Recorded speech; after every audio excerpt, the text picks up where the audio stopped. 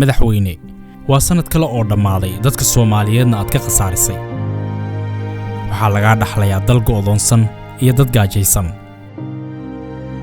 waxa gaajo ugu dhintay carruur Soomaaliyeed duleedka Muqdisho oo dhowr kiiloomitir u jira qasriga madaxtooyada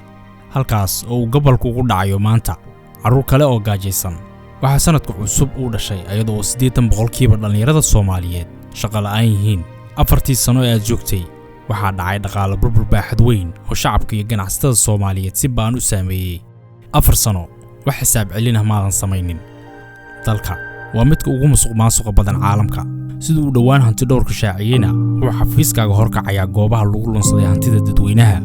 waxaad la wareegtay xilka ayadoo kororka dhaqaalaha iyo wax soo saarka gudaha uu marayo 4.8% sanadkii hadda kororka dhaqaalaha dalku waa negative 2.5% lacag ahaan waxay Soomaaliya luminaysaa 5.6 bilyan oo dollar oo koror dhaqaalaha sanadkii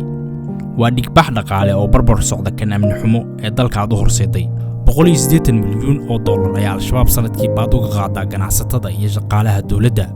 maanta 85% koonfurta iyo bartamaha Soomaaliya waxa haysta al-shabaab waxa dhacay 11166 weeraro argagixiso qaraxyo iyo dilal qorshaysan oo ay ku dhinteen dadkii ugu badnaa abid Muqdisho waxay aastay duqeydii gobol iyo guri Soomaaliyeed oo aysan geeridu gaarinna waa dhif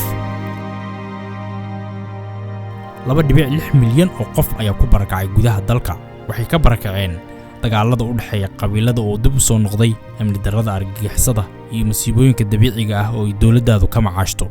4 sano waxay ku dhamaanaysaa adigoo cid kula heshiisa iyo cid aad la heshiistahay aysan jirin haddaba su'aashu waxay tahay madaxweyne haddaad sii joogto dawladnimada nugul ee Soomaaliya ma sii jiri kartaa